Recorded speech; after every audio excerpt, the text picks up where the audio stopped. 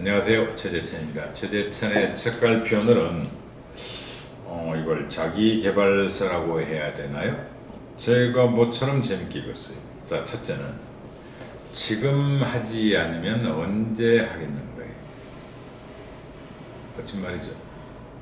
책 제목으로는 적절치 않을지 모르지만 대단히 멋진 말이에요. 팀 페리스라는 사람이 쓴 책인데, 당신들이 인생에서 어떤 때 가장 큰 충격을 받았고 교훈을 얻었니? 어디서 가장 큰 깨달음이 있었니?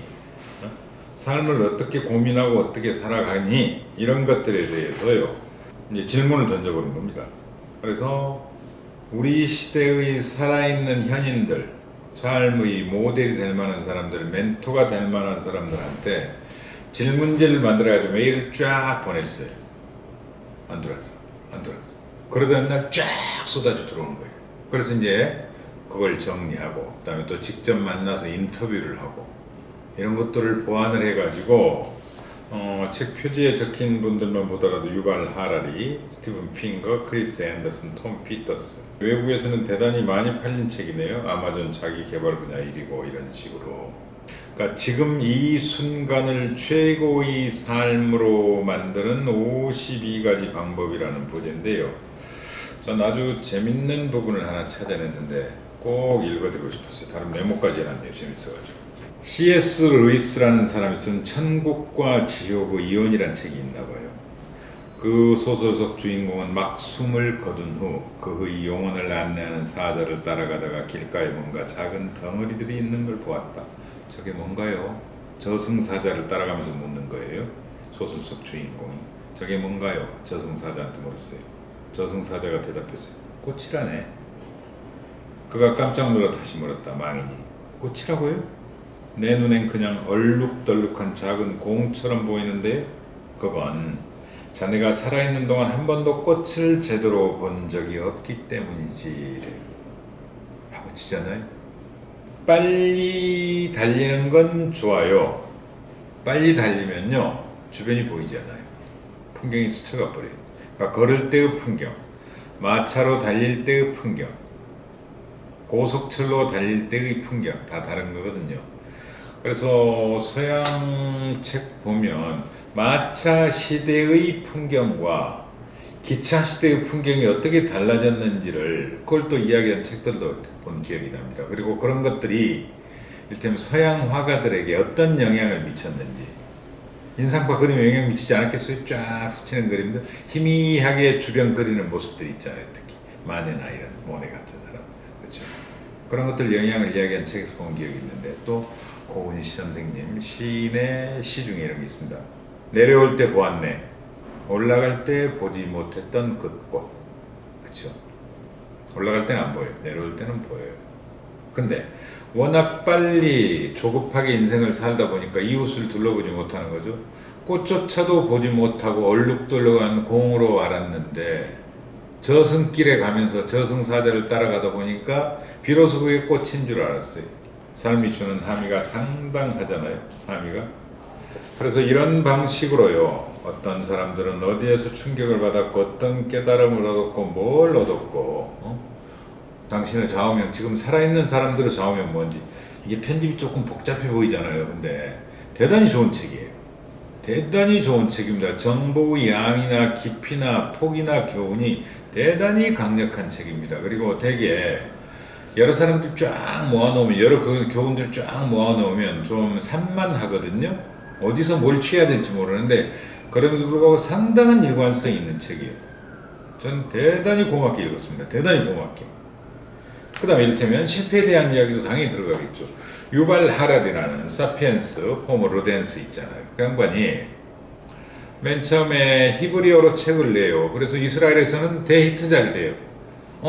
이스라엘에서 히트작이 됐으니까 다른 나라에서 히트 상품이 되겠지?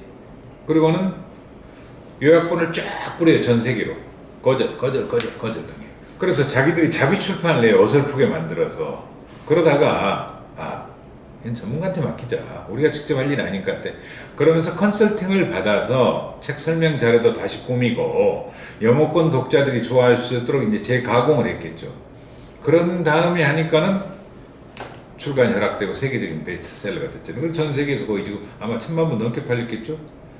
한국 사회도 2번이나 다녀갔을 겁니다. 그리고 인터뷰집도 나와 있고 유발 하라리 책은 지금도 온갖 베스트셀러를 차지하고 있을 정도로인데 그런 이야기들은 그분이라면 뭐 전부 다 성공했을 것 같지만 그렇지 않다라는 거죠. 그 다음에 또 이런 것도 재밌더라고요. 아이패드 앱 중에 페인 버튼이라고 있어요. 고통 단추, 고통 버튼. 좋은 아이디어가 떠오를 때마다 나는 메모를 합니다. 그런데 그 아이디어라는 게 안 떠올라요, 어느 때. 그래서 어느 때부터는 실패나 실수를 적기 시작했어요. 그랬더니 도리어 인생의 가장 큰 스승은 뼈아픈 실패라는 것을 알게 돼요. 그래 물었어요, 저자가. 아니, 뼈아픈 저자가 어떻게 스승이 될 수 있죠? 뼈아픈 실패는 고통의 절정을 보여줍니다. 그리고 그런 고통이 근본적인 변화를 가능하게 만듭니다.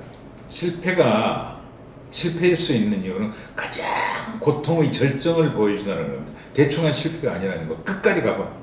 그래서 이분은 이 아픈 경험에 대해서 돌아보고 배울 수 있는 페인 버튼이라는 아이패드 앱을 만들기까지 했답니다. 제가 이것 좀 찾아달라고 그랬습니다. 페인 버튼에 대해서 좀 찾아주세요. 저도 지금 부탁을 해놨습니다. 제가 뭐 이런데 IT에 익숙치 않아서요. 좋은 책입니다. 좀 홍보가 더 됐으면 좋겠어요. 아까운 책이에요. 네, 정말 아까운 책입니다. 그다음에 이겁니다. 언제 할 것인가? 이것도 사실 아까워요. 이 둘 다 자기계발서로는 아마 상반기 중에 나온 책 중에 아주 좋은 책들인데 하여튼 조금 아까워요. 지금 왜 이게 히트 상품으로 되지 않고 있는지. 다니엘 핑크라는 사람인데요.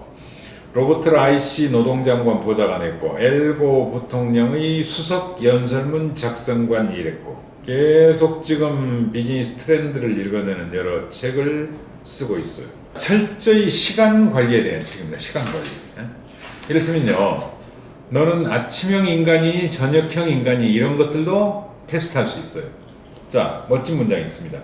시간은 중요하다는 표현으로는 부족하다. 시간은 우리 삶에서 어쩌면 유일한 것이다. 마일스 데이비스 말을 인용을 했는데요. 체크리스트가 있습니다. 체크리스트. 그리고 제가 재밌는 사례를 하나 찾았는데 이런 겁니다. 사전 부검. 우리 부검은 여러 가지가 있습니다. 시신을 부검하는 경우도 있고요. 자살한 사람들 가족들을 상대로 하는 심리 부검이라는 것도 있습니다. 자살의 원인도 밝혀내고 그걸 통해서 치유를 시키는 거죠. 근데 여기는 사전 부검이라는 단어가 있어요. 잘못된 시작을 만회하는 가장 좋은 방법은 처음부터 잘못된 시작을 범하지 않는 것이다. 그렇게 하는 가장 좋은 방법이 소위 사전 부검이다. 부검은 당연히 사후 부검이다. 사전 부검은 뭐냐? 검사 시점을 사후에서 사전으로 옮기는 거예요. 처음부터 내가 뭘 실패할 수 있을지 미리 예측해 보는 거죠. 어디서부터 잘못될 것인지 앞으로 땡겨와요. 미리 예정을 하고 준비를 하고 검증을 해보는 거죠. 이런 것들도 참 실용적으로 쓸만한 일인데요. 완벽한 타이밍의 과학적 비밀 뭐 이런 식인데 굳이 번역하자면 타이밍의 과학적 비밀인데 그 타이밍을 우리가 알기 어렵잖아요. 타이밍의 예술이라고 늘 이야기를 하지만 알기 어렵잖아요. 근데 이걸 하나하나 보면요, 검증도 할 수 있고 확인도 할 수 있고 그 다음에 사례도 찾아낼 수 있고 스스로 테스트도 해볼 수 있어요. 느낌 오시죠? 전 뭐 귀찮아서 하지 않았습니다만 읽고만 말았습니다만 한번 내가 지금 이른바 시테크, 시간관리, 결정장애, 결정적인 타이밍을 예측하거나 결론 내리지 못한다 이런 생각을 하고 계신다면 이게 타임 테이블성 7시, 8시 반, 10시, 10시 반 이런 쭉 하루를 해보고 있게 돼 있어요. 1주차, 2주차, 3주차 쭉 주에 따라서 하도록 돼 있거든요. 필요하시면 이 책을 열심히 읽으시고 이 타임 테이블을 복사를 하셔가지고 실천을 한번 해보시면 돼요. 하여튼 늘 느낍니다만 서양의 사회과학은 결코 자연과학과 분리되지 않아요. 그리고 사유와 실천, 사유와 행동이 분리되지 않아요. 이런 것들은 정말 저희들이 정말 배워야 될 좀 과학적 방법론이라고 생각을 하거든요. 이 책을 보면서도 다시 한번 뭐 제가 이미 이제 그런 쪽으로 경도돼 있는지 모르겠습니다만 그런 서양 학문의 세계, 서양적 세계관에 살아가 버리게 되니까 그럼에도 불구하고 이 책은 하여튼 타이밍에 대한, 특히 타이밍을 놓치고 결정 장애가 있는 분들에 대해서 한번 정확하게 자기를 점검해 볼 수 있는 대단히 실용적이라는 책이다 말씀드리고 싶습니다. 타이밍의 예술에 대한 책, 타이밍의 과학, 비밀에 대한 책입니다. 멋진 책입니다.